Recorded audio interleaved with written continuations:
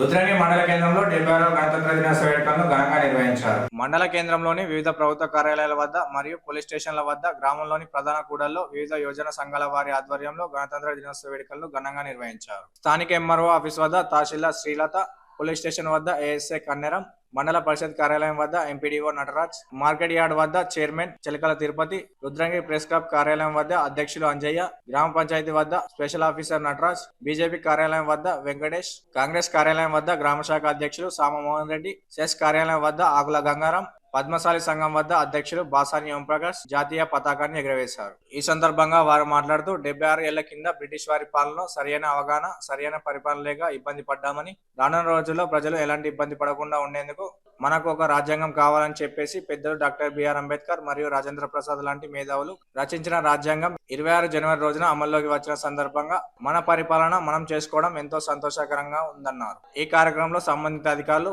ప్రజాప్రతినిధులు, వివిధ పార్టీల నాయకులు, గ్రామ ప్రజలు, యూత్ సభ్యులు తదితరులు పాల్గొన్నారు.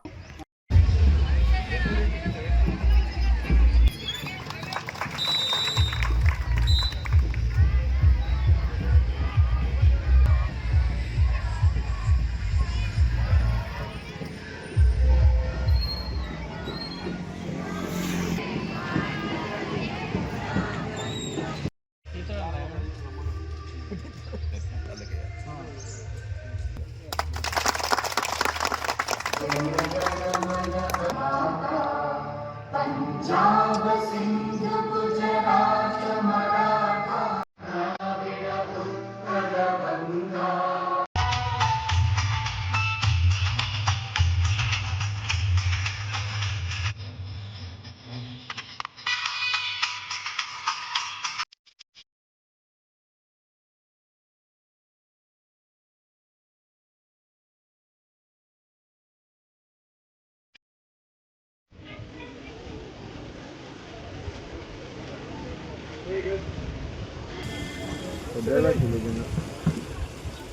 ఫ్రంట్ ఏమో మొత్తం అట్లా మిక్స్ కూడా ఆరా